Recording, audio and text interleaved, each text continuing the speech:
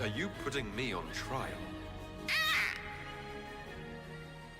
Welcome back to Sit in Judgment, where we are going to sit and judge Dragon Age the Veilguard.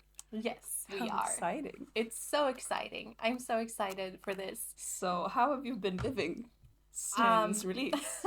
This Friday? Yeah, Thursday. Thursday Evening. Yeah. I finished up work Thursday afternoon, and then I immediately started playing. And I have stopped for eating and sleeping and basic body maintenance, by which I mean like stretching and working out specifically so that I can keep playing like 10 hours a day for a few more days. So my life has been... I have showered, actually. Impressive, right? I'm very impressed. I haven't spoken to a real person since Friday, when I had to sadly go out to have dinner with my friends. Gross. Yeah, right. Birthday dinner. Had to prioritize it. Ew. But honestly, for the first 30 minutes or so, I felt very disconnected from reality. Yeah. And because my brain was just filled with Veilguard and Dragon Age. And so talking about like everyday stuff was genuinely difficult. Everyone knew that I would be like that. That's nice. That's friendship. Yeah. Well, yeah, okay. The game is here. It feels really surreal to have been waiting 10 years for this game. And, like, regardless of the things that we like and dislike and how it differs from the previous games, I just have to say that I'm so happy to be playing Dragon Age again for the first time. It's a new Dragon Age game, and I'm fully immersed in it. Yeah. Which was my main concern. I would have hated to feel, like, bored. Or like I can't get into it, and that's not been the case. Of course, I have some things that I don't love, but there's also a lot that I do love. And I'm just so happy being back in the Dragon Age bubble. Yes. And I am genuinely enjoying it, and I think that's what I was most worried about, was being bored. That makes me really happy, because I know that you had more concerns maybe than I did. So I'm really happy that you're enjoying it. Thank you. It took me a while, though. Yeah. It was... In the beginning, I was struggling. Yeah, I will say that I struggle a little bit with the beginning as well. And then I don't know if I got used to some things or if it got better. But most people seem to agree online, from what I've seen, that the beginning is the worst part. Yeah, that's good. Which is good, but I've been trying to avoid any major reviews or stuff like that. Yeah, same. But should we start with talking about the character creator? We start with character creator. Yeah. Because we already talked about my rook in the last episode. I want to hear about your rook. Yes, because I wanted to see her before I committed to more details about her backstory. And now I have seen her, I have made her. She's a cutie. Your rook is so beautiful, by the way. Your rook is so cute. I hope we're able to put our rooks on screen. Yeah, I've taken so many. I've fucked around in photo mode so much. With like waiting for her to go idle so she'll do something funny and then just, aha! Yeah, I've also been loving all of the, like, speaking of photo mode, not gonna go on too much of a tangent, but all the zipline jokes. I feel like you're just here for the zipline. Oh, yeah. I, like, a lot of people have been making that same joke, and it's funny every time to me. Yep. But yeah, so my rook, her name is Leandrin. It's from the Wheel of Time, the fantasy book series. Yeah. The character Leandrin in the Wheel of Time is an asshole and a villain. But it's a beautiful name. It's so we're such a pretty name, so I wanted her to have it. She's an elven female veil jumper. And she's been living with the Dalish, but I haven't given her any Valasleen. And that's because in my backstory, and because she's a mage, right? So she grew up in an elven alienage, and her parents were not mages. And I imagine that she grew up somewhere in Tevinter, but not close to like Minrathous, in a slightly more like isolated That's interesting. I area. forget that, like, you can fully make a Tevinter alienage elf. I forget about Tevinter because I'm so like origins oriented. Sorry. Yep. But so I feel like this is the character that I made. So the thing with when she started to develop magic, like her parents were not that uncomfortable with their life in Tevinter. I mean, they weren't having a great time because no elves in Tevinter do, basically. But they were okay. But when her magic started developing, they got really worried for her. Because, as we have seen, things don't always go well for anyone in Tevinter, but especially elves. And, like, Fenris and the magic that he was subjected to, obviously, they didn't know about Fenris. But, like, an elf child with magic is a concern for the family. Yeah. And so they wanted to keep her out of that, so they sent her to the Dalish. But she would have been, like... Is there a canon age for when magic starts developing? I don't think so. I think it depends on... We really need to be careful with these chairs because they're squeaky. Yeah. I don't think there's a canon age. I think it's around like 8-ish. Yeah. Like when you're conscious as a person and not just on autopilot. Exactly. Because she would have been around, I think, 9-10 when she has a life, she has her family, and she has like her own self. But she realized that she did have to go. And so she went to the Dalish and they accepted her because of her magic. Yeah. Largely. Because none of her parents were Dalish, obviously. And eventually she became part of that Dalish clan, lost contact with her family, as is likely to happen. But she didn't get any Valaslin because she doesn't want to forget where she came from. And she always felt like she had to prove something to the Dalish for like letting her stay and be a part of them. And that's also why she joined the Veil Jumpers. That makes sense. Because she feels like she has to contribute in some meaningful way. And then the Veil Jumper backstory that you get is that there was a big mission with a map, a very rare map that everyone wanted. And Rook was able to, as a Veil Jumper, get that map. But then some of her teammates, and Varric was on this mission as well, as per the backstory, some of her teammates were left behind. And so she made a decision to go back for them, which led to everyone's lives being saved, but the map was lost, and so the Veil Jumpers are pissed off at her for that. And that's when she started traveling with Varric. So her thing is also like she will always prioritize human lives, or like not human, but lives. The lives of people. Yeah. Over artifacts. Over stuff, like artifacts or history. She cares about that stuff, but what matters for her is people. Yeah. Which I think works well for Rook. I like, speaking of like Rook as a character, she really is her own person in a lot of ways. Like, you can influence the way she acts and the decisions that she makes, but you can't make... I mean, she's gonna have a lot of opinions and do a lot of things that you can't control. And I think I'm gonna keep that in mind for my next Rook. Yeah. Like, the existing personality of Rook and how far you can or can't deviate from that. Yeah, because I was thinking about that today. Well, I've been thinking about it consistently, but like the longer I play, the more I realize that like you kind of have to be purple.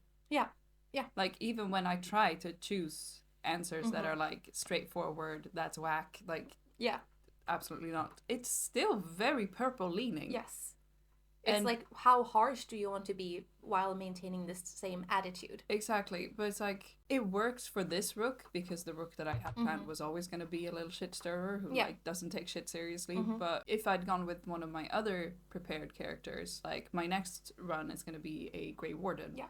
And she is supposed to be super serious. I feel like I'm going to struggle with that. Yeah. Because I don't want her to come up with these little fun quips that my now Rook has. And that's the thing that we talked about last time when we were talking about the benefits of having a voiced protagonist and one that's not voiced as much, that you can read into how you would like them to deliver their lines. Like, in what way did she say this? What was the tone? And with this Rook, she has her personality. And you just have to work within that, kind of. Yeah. And I don't mind it, but it's definitely something to keep in mind while making your character, I think. But I think I'm going to struggle with that. I also don't know if that's because we both have the female British voice. Yeah, that could be. Because I'm guessing you have the female British voice. And I love it. I will say that I think that the voice acting for that Rook is really good. It's amazing. She's so talented. Good. It's She's really, fantastic. really good. Chef's kiss to that person. Yes, and I no criticism. I love that someone said they have a slightly northern twang. I'm Yes. sorry, where's the twang? She is so northern, and I Yes. fucking love it. Like, she literally says, at least she's having fun. Yeah. Fun. Fun. It's Love so it. cute. It's amazing. But I yeah, love her voice acting is spot on. Like, yes. even the things where I usually struggle in voice Yeah. acting, like when characters are supposed to like stumble on words and it Yes. just sounds really forced, she just does it Yeah. flawlessly. Mhm. I love it. She's very, very good. I'm She's curious incredible. about the other voices. Yeah. Also, my rook is, I made her really short. Me too. And I think it's so funny. Like, she's always this tiny elf and she has these like, this like curly dark short hair. She's so cute. She's just so cute. And she has these big blue eyes Yeah. and a little pouty mouth. And she's always just like, that's mean. Don't do that. First of all, I also made mine very like short Mhm. and very skinny because in the alienage canon, I'm like, she's emaciated. Yeah. She grew up emaciated. She was in the Crows. Like, they basically had them fight for food, whatever. Yeah. Like, she's not gonna be a big lady. But that's fine. But it's hilarious because she's just like, y'all better fucking build like a twig, but I'll. Ooh. But because in the character creator where you can choose where you like the corners of your mouth Yes. rests, I have mine because I wanted her to look Eastern European, like bitchy. Yes. And I she feel like I does. peaked. I Oh, did. yeah. She's beautiful. I love her. Because I made her the corners of her mouth point downwards in scenes where she's supposed to be like frowning a little bit. Yeah. She looks like Florence Pugh. She looks like Florence Pugh. So now it just looks like she's mocking people. Yeah. And they're like, oh, there's a... What was this to say? Yeah. My rook has the corners of her mouth always a little bit up. Oh, that's cute. So she always looks really cute, even when she's supposed to be mad. It's like in the way where it makes you want to be like, "Aw, are you mad?" Which also is very funny because she's this big serious leader, and I also made her like a little curvier, so she's sort of like short and stout, and she's so cute. I just like her so She's much. really cute. I really want them to hang out. Right. I think that would be very fun. They would like each other. I feel like my rook is probably a little bit friendlier than your rook is. Yeah, my rook would probably take your rook's lunch money, but then feel very bad about it. Yeah. Is it just me, speaking of like the character creator and the models and stuff, does everyone look really short? Everyone looks short. I agree. Yeah, like the proportions, I don't know if it's because usually in games they make the characters look very tall. And like the proportions in Inquisition, especially for elves, were really bad. Very long, very skinny. But like, and I guess that's like nostalgia goggles. I kind of liked it. I liked it because it played into the whole fantasy element of just like, I quite liked the stylistic choice in Dragon Age 2 where the elves had very like distinct faces. Cool. I can't say I thought they did it well, but like I like the idea of it being the like, concept was cool. The concept was cool. The execution questionable. Yeah, I like the giant ears on the elves in I like the Veilguard. Why is no one racist against elves in this game? Yeah, why is no one microaggressing? I missed the microaggressions. It's just what weird happened? Because it's been such a big part of, and with everything you're finding out about the elves in this game and their history and the fact that it's their gods that are like wreaking havoc. Yeah. I feel like it should be a bigger concern, like in Inquisition. Yeah, people should be rioting against elves more than they are. And I get that we're in Tevinter and like the northern parts of Thedas, but in Tevinter, elves are pretty much always still enslaved, right?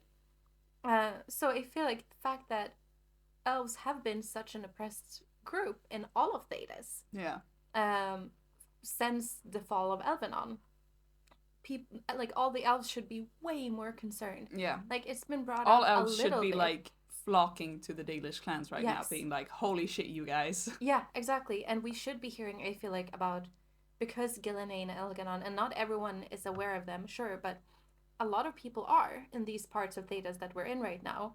And so I'm kind of surprised that we haven't heard about like alienishes being purged or elven slaves being killed. Yeah. Like obviously I don't want that to happen. No, but it would make sense like as a consequence in this setting. Yeah, I agree. It feels a little bit like they decided that they don't want to do that anymore. Yeah, but at the same time, in the cutscene after you uncover the memory of Solus, where it's revealed that elves were spirits. Yes. Davrin does mention, like, oh, the last thing we need is some bigoted humans running around about how we're demons. Yeah, it's exactly. Like, thank you. So we are addressing the fact that we are very much, like, an oppressed Yeah, but then everyone people, just sort of glosses over it anyway. Yeah. And, like, I tried to respond as concerned as possible. Yeah. And that was still, like, And, like, I get that the Blight is a bigger problem right now, but I feel like there's a real risk of actual genocide. Yes. I genuinely think that it would be... First of all, I feel like having a party of mixed, like, humans and elves, and no one is reacting in any way that's like, yikes, you guys, what the fuck? And, like, creating any tension. I will say I wish that there was more tension within the party because the tension that is there is kindergarten. I think someone referred to it as it's as if HR is always in the room. That's so true. Rook also is kind of HR. Rook is HR. Have you seen when Tash and Emmerich are kind of arguing a little bit? About what? Tash keeps calling Emmerich, like, names, like Death Mage or Skull Fa, or and he's like, stop. Does? Yeah, and Damn. he's like, please call me by my name. And Rook has to go in and mediate. I'm sorry. No. That sounds fun. But, yeah, like, I only got the one where it's like, do you need to bring so many books to the camping? And I'm like, I hate this. This was because, and Tosh was doing it because she was uncomfortable with Emmerich talking about death, apparently. So Rook has to go in and mediate and be like, why are you calling Emmerich names instead of his name? And Tosh is like, I don't like talking about death, it's creepy. And then Emmerich is like, oh, I didn't know you felt like that. And then Rook literally says, Tosh, I think Emmerich would like for you to stop bullying him. And maybe you two can learn from each other. Yeah, there's a lot of forced dialogue like that I really struggle with because it's like, I'm just enjoying the game. I'm like pleasantly surprised, enjoying the game, and then they hit me with one of those, and then I have to settle back in, and then they hit me with another one. I'm like, fuck, shut up. Yeah, as the Dalish elf, you also, did you apologize to Harding for the elven? No, because I'm not Dalish, and I keep like that's also frustrating because I think it's when you find bodies in the Arlathan forest from like whatever, and then my Rook just throws out some fucking Dalish and like rest well whatever in Dalish, and I'm like, where did you learn that? Where did you learn that? You're not like, Dalish. It's kind of like all elves in this game are Dalish. Yeah, and I was scared of that. That was one of my fears, that they're just going to pretend like alienages, like they don't exist. It's also interesting. You're always Dalish and nothing else. And it's like, I'm not that. So I actually specifically chose I'm Andrastian too, bitch. I don't know what's going on. Like, that's sorry. fun. It pissed me off when she said something in Dalish to like put the spirits to rest. It was specifically not in the quest, because there's two different things. Like there's a quest where you help the spirit of anxiousness. I don't know. Yeah, something. Oh yeah, one. That one makes sense. It's like fine. Dalish like culture is you're hanging out with two Dalish people. I bet they like helped you, whatever. Like that's about honoring a culture that is not yours because these people were blah, blah, blah, blah. This was another quest where she just throws it out there. Yeah. And I'm like, that's not be quiet. We're getting a little bit sidetracked, but I was gonna say because we're already on this topic. I feel like a lot of the issues that companions are experiencing that are not like plot related, but more character related, seem to be very much mirrors of issues in the real world that we live in. Like, for example, some of Tasha's issues with her mother and the like being of two cultures. It's so mirroring the real world that I don't really feel that I can comment on some of the companion quest lines. Yeah. Because I feel like I wouldn't be talking about Tash being from like living in Ravane and having a Kunari background. I would be talking about real people who have two cultures or come from one and live in another, or are raised in a different one with the parents. And that's not something I feel like I can speak on. So, but it's like, that's not what it is, but it's so obviously that, you know? Yeah. I think what I struggle with Tosh is that they are probably like written to be childish. Yeah.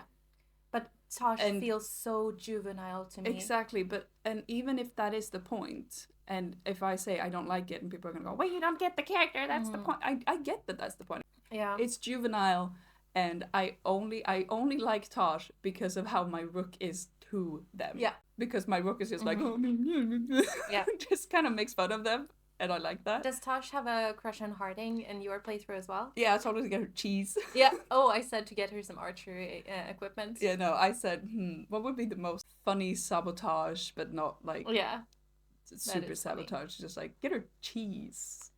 And then the super cringe writing of everybody likes cheese. I'm like, I'm sorry, is this 2010? Do you have a stay calm and carry on? Yeah. Just tapestry in your little room? Yeah. Cheese is bae. Cheese is bae.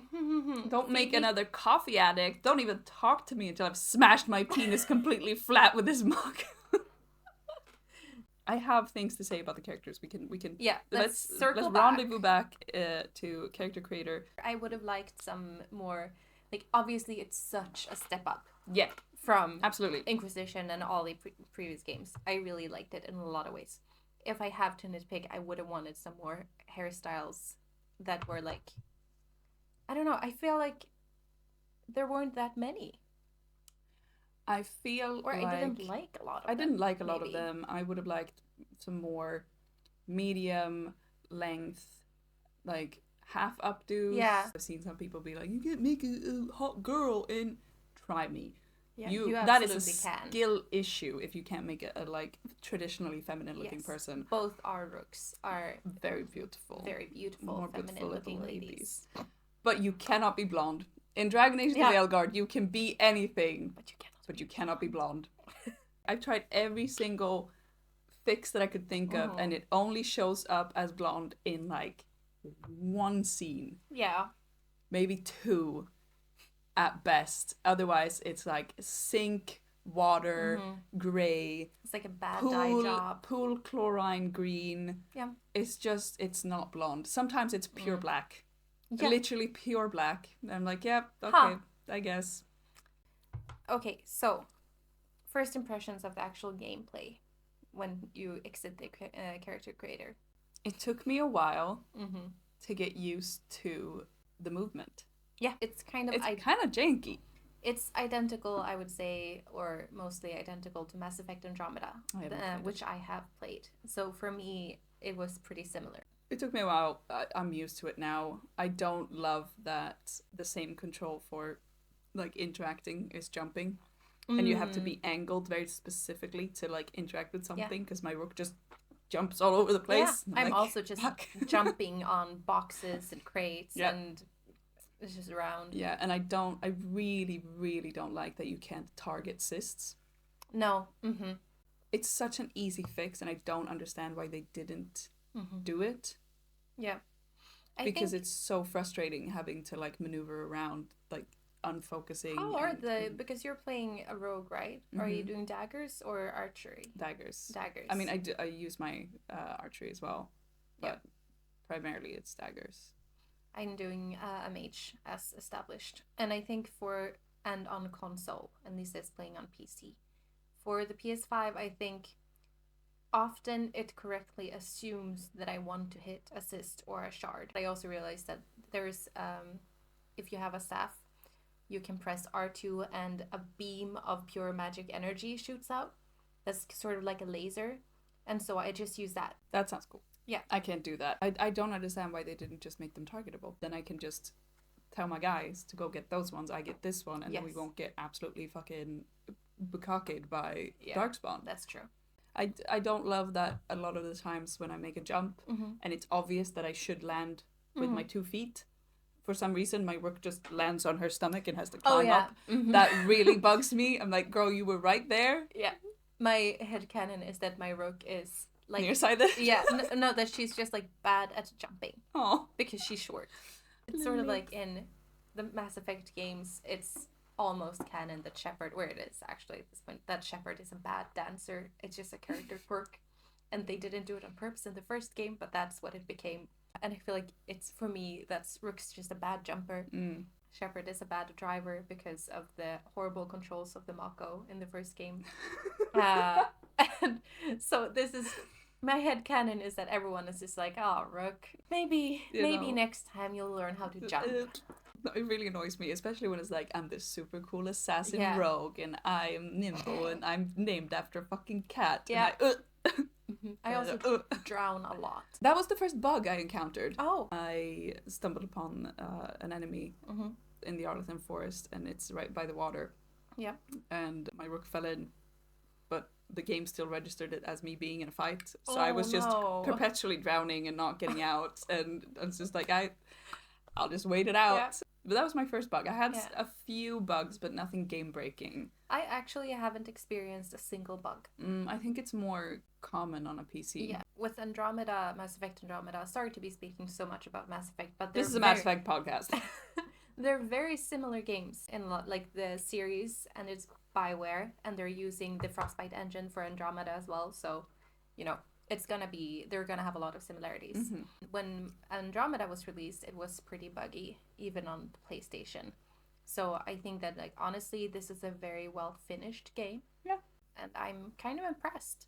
Yeah, I'm impressed. I think it's beautiful. Yeah. Like, I think I'm having such a good time, partly because, and I get that gamer bros are gonna be like, they got you, they tricked you with it. No, they didn't trick me. I'm just that easily pleased. So yes, beautiful. I would have liked them to spend more time on certain things that aren't that, but like even the infamous deep roads, like, don't make me go to the deep roads. I want to go to the deep roads. Yeah, that was sick. No, the environments are so beautiful. I'm taking so many photos. Like, I've never used photo mode in any other games. And this game, I'm just like constantly stopping to take photos. I've been posting screenshots on my personal Instagram story.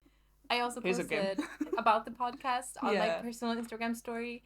And honestly, thank you guys for watching and listening. Thank you guys for watching. Thank you guys for watching and listening. Even some of, like, my friends or colleagues that don't know anything about Dragon Age or necessarily gaming.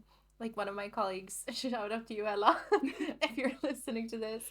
We're like, I listened to your podcast this morning. I didn't understand anything. One of my friends that has played Dragon Age, he, on the Friday dinner, he was there. He was like, I was listening to your guys' podcast. It's very nerdy. Obviously, I missed a lot of things when I was playing Dragon Age. I'm having a much better time than I thought I would. And it kind of happened by accident. Yeah. Because like my notes from the beginning of playing were not happy. But then at a certain point, like the irritation just left my body, and I'm just having a great time. I feel like it just started working. I think in the beginning, for me, there was a dissonance between the art style and the tones within the party and the interactions and the story, because the story is pretty dark. And I felt like there was a disconnect for me where it looked and felt cartoony in vibe, but then the story was kind of dark, and I had a hard time connecting it, and also some things are just so similar to Mass Effect. In the beginning, it was jarring to me a little bit, and now I don't even think about it anymore, so I think I just needed to get used to some stuff, but also things like the new Darkspawn, the like most basic ones, they look almost exactly like husks from Mass Effect. Oh my god, they do! They do, and the Blight looks very similar to the Collector base in Mass Effect 2, and the Collector, like, pods and things. It's so similar. That in the beginning... Because now that you mention Husk, I've played some Mass Effect, and now that you mention it, they even move the same. Yeah, they're just husks, and they crawl over edges the same way, and, like, they're husks. And I don't really mind it now, but in the beginning, I really was like, oh, yeah, Dragon Age really is fantasy Mass Effect, huh? Honestly, if by reusing some of that stuff, they can make a better quality game and focus on their efforts on other things, that's fine by me. But again, in the beginning, it's definitely something that I noticed. Yeah. We should make a whole point about Darkspawn, because I have a lot to say about it, actually. Yeah. And none of it is good, sadly. I'm also disappointed in the Darkspawn. I don't like the new, like, monster designs. No, me neither. First of all, I am confused, because there's more than one time that Davrin has referred to them as ghouls. And ghouls and Darkspawn are not the same thing. No, they're different things. Ghouls are specifically people who get the blight. Yes. And Darkspawn are Darkspawn. Darkspawn are born from broodmothers. How is Rook not blighted at this point? The fact that blighted is now a buff, or like a debuff, feels weird. Like, I don't like that you can call on Asan to like eat black No. boils. I'm like, how? because What are you doing? in the previous games, it was like, if you ingest a speck of Tiny blight, bit, yeah. tiniest, you're gonna just die. Yeah. And Rook is like just stabbing the blight and swimming in it, and You're just walking all over Asan it. is just fine. like eating it. Exactly. I really don't like how they handle the blight in this one. No. And the darkspawn, because the darkspawn, the point Mm-hmm. that makes the darkspawn so like jarring Yeah. and terrifying in Dragon Age is the fact that they are intelligent. Yes. It's the fact that they wear armor, Mm-hmm. that they drag people down to Yes. become brood mothers But to them. again, this is the husk thing, right? Because Gillanane is controlling them. And that's the so... thing, like they're like, actually, they look different because she made them look different. Mm-hmm. To me, that is the same as saying, actually, Lara Croft wears booty shorts because she wants to wear booty shorts. Yeah. She is a character. You made her wear the booty shorts. In Yeah. the same way of like, if you want Yeah. to make the Darkspawn look different, if you think that they need a redesign, stand by that choice. Yeah. Say it with your whole chest. We're both in Act 2, and I have gathered all of Solas's memories, and Lisa has 2 left. There is some additional information about Blight that you're gonna get. Does it make me less happy or more happy about? I don't know. I guess we'll see. Interesting. I But I thought really that don't it like was it. really interesting. We really, like, one of my wants that we discussed last episode was that I wanted more deep lore about the world itself, and we're definitely getting that. I just have to say, on the topic of collecting Solas's memories, I find it so funny because Solas is so private, right? He's so private, and he wants to control the narrative at all times. And here we are, like, hanging out. Wake up, in gang! the New kitchen. episode just dropped. Yeah, just like collectively watching his deepest shame and regret, and then sitting and like analyzing and discussing, and also sometimes just straight up making fun of him. But also for it. to like use against him. Yes, That's to use the whole against point. him. Like exactly. they're like, oh, we're gonna watch it and then know and we're how to... doing this in his house. on his couch. On his couch when he's stuck in a Fade prison nearby. Solas has obviously designed this. Like, you have the murals and the pedestals with the wolf statuettes. Like, has he arranged for us to see these specific things? And so can we really trust it? Or is it a game mechanic because it looks cool? I think it's a game mechanic because it looks cool. Yeah. I think Solas is pretentious enough to do that Yes. for his own like, That's amusement. so true. Also, he loves to torture himself. Yeah. He's still gonna try to, like, ruin everything for everyone because of his pride. Yeah. But he's also gonna feel bad about it and, like, relish that. I think he just loves feeling tragic and misunderstood. Yeah. I could buy that Solas would do all that because he's extravagant Yes. as hell and He like is. pretentious. I do love that he has, you know, when you find his like dining room. Yes. That's just Shrek. Yeah. That's straight up the Hallelujah Oh, yeah. sequence from Shrek. It's very funny. I think it's confusing that there are 2 types of wolf statuettes Oh yeah. that you gather. Yeah. Because at first I didn't realize that there was a difference. Me too. I'm like, I'm getting these statues. I'm not getting any memories. And I was like, are they different wolf statuettes? He just really likes wolves. Maybe spirits came from wolves. Maybe. Maybe all spirits were once wolves. And Thetis was On just all levels wolves. and also physical. I Yes. am a wolf. So I feel I'm happy with the combat for the most part, except that when you're playing a ranged mage, all the enemies are so aggressively coming at you. And when there's like a horde of enemies, or like several minor ones, that's fine. Because I can use like area of effect spells that control the battlefield pretty well. One of my favorite spells, it's so cool. I have to show you this sometime. There's a spell that creates this like giant purple bluish spinning planet Ooh. that has its own gravitational pull and a sort of like sound, and it just slowly spins around and drawing enemies into it and also damaging them. So I just, every time I see that enemies are running towards me, I just do that spell, and that stops them from getting to me and kills minor enemies, and then I can focus on like attacking snipers like archers or Yeah. other mages and stuff. But when you have one or a few really major enemies, that you can't just kill outright like that. They come at me so aggressively, and especially with dragons. Like, I can't dodge their attacks fast enough. I can't... Or wide enough. No, That's or the thing, wide right? enough. The dodge is too short. Yeah. Because even if I dodge almost perfectly, they still get me. Yeah, because, same. Yeah, and from such a big distance. So there's no way that I can keep, like, damaging them from a distance and not just get killed. And if I keep running, I can extend the fight. But they still, like, get me. Yeah. It doesn't give me any time to actually attack them back. No. I also can't dodge far enough. No, Like, I can dodge in time. No. But not far enough. Mm-hmm. I really miss Fate Step. Yeah. It would have been so sick. I was, like, in the back of my mind thinking, oh, this must be so much more fun if you're a mage, because I bet you have something like Fate Step. No, No, you don't. Maybe you but do. what and specialization? Oh yeah, I've been going for evocation and control. So I have a lot of elemental spells, but I also have the like more, like the planet thingy, just like force stuff.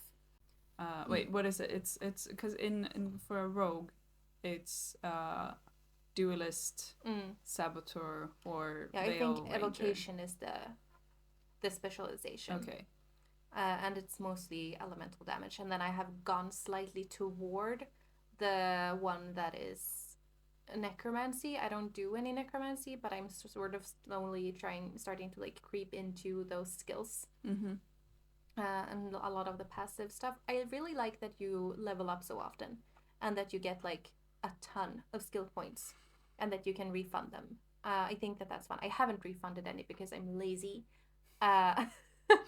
I've refunded like 1 or 2, but I also get so like I forget what I invest in, and then if I refund something, I lose something that I don't remember what I did. Like it's a whole thing. So it's like, wait, where did my extra potion go? Or like, wait, where's my why is this not doing the damage? Oh wait, what am I? So I just stick to what I'm doing, and then maybe I change the ultimate once in a while. Maybe like. I think that makes sense. Should we end the first episode around here? We're gonna record the second episode right after this one. We just have a lot to talk about. So much to talk about. And we wanted to record some stuff before we finish the game because we're gonna be playing pretty intensely. Even when we finish the game, we're not gonna immediately start playing Origins. And to summarize, we're both really enjoying the game. We're both really enjoying the game with some minor hiccups. Yeah, some minor hiccups. It looks great. We're having fun being Rook. Yeah, we like our rooks. Thank you for watching and or listening. Maybe you're watching this on YouTube. We have a YouTube channel, Sit in Judgment. We also have a Spotify where we upload the podcast in audio only. That's called also Sit in Judgment. And we also have an Instagram account, Sit in Judgment. We've been really fortunate. We've been very fortunate that no one's taken this sick name. Exactly. So you can find us on Instagram, TikTok, YouTube, and Spotify. Yeah. See you later in episode 3. Bye. Bye. I'm feeling very judged.